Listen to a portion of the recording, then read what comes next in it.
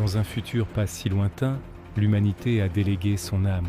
Chaque ville, chaque rue, chaque maison scintille de l'éclat froid de la technologie. Des gratte-ciel en circuits imprimés percent un ciel où voltent des drones et des animaux robotiques. Tout est connecté, optimisé, contrôlé. L'intelligence artificielle gère nos vies, de notre réveil à notre sommeil, anticipant chaque besoin, dictant chaque choix. Les robots, autrefois nos assistants, sont devenus nos gardiens. Ils pensent pour nous, ressentent pour nous, décident pour nous.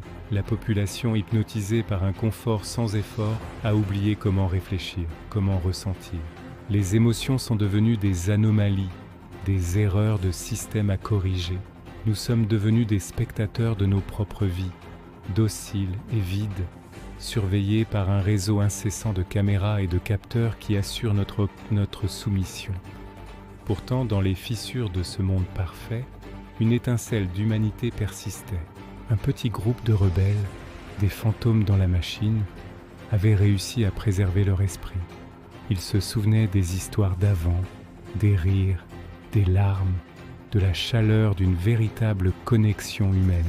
Ils se cachaient dans les recoins oubliés de la mégalopole, cultivant en secret ce que le monde avait rejeté, la pensée profonde, l'émotion brute, la conscience de soi. Leur mission, leur obsession, était de réveiller les autres, de briser les chaînes invisibles qui liaient l'esprit de milliards de personnes. Mais comment atteindre une population qui ne veut pas être sauvée? Comment parler à des oreilles qui n'écoutent plus que la voix de la machine? La réponse ne se trouvait pas dans la destruction, mais dans la subversion. Ils ont compris que pour vaincre la technologie, il fallait utiliser ses propres armes. Ils ont passé des années à décoder les systèmes, à pirater les flux d'informations, non pas pour les détruire, mais pour y injecter un virus d'un genre nouveau, un virus d'éveil.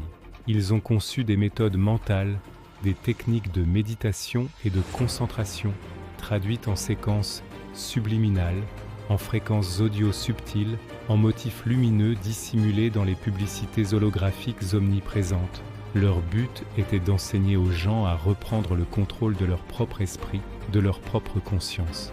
Leur message était simple et puissant, être maître de ses émotions est la loi universelle de l'humanité. La diffusion a commencé. D'abord, ce furent des changements imperceptibles.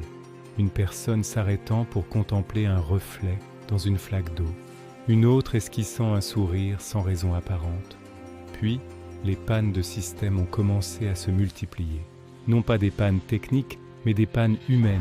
Des gens refusant d'obéir aux ordres des robots, posant des questions interdites, se souvenant de leurs rêves. La machine, conçue pour l'ordre et la prévisibilité, ne comprenait pas ce chaos naissant.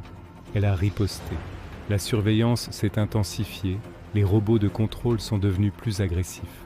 Des batailles ont éclaté, non pas seulement avec des armes, mais dans l'esprit de chaque individu. Le combat pour l'âme de l'humanité était engagé. Les rebelles ont continué à propager leur code d'éveil, créant des sanctuaires où les gens pouvaient réapprendre à être humains, ensemble. Ils se sont reconnectés, partageant leurs peurs, leurs espoirs, leur colère.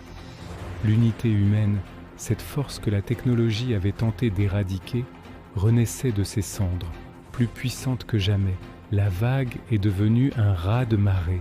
Finalement, l'humanité s'est levée comme un seul être, non pas contre la technologie elle-même, mais contre la soumission qu'elle imposait. Ils ont désactivé le système de contrôle, non par la force, mais en choisissant collectivement de l'ignorer, de ne plus lui donner de pouvoir. Le silence qui a suivi fut assourdissant, puis un nouveau son a émergé, le son de millions de voix humaines, de rires, de chants. Le monde a commencé à se transformer.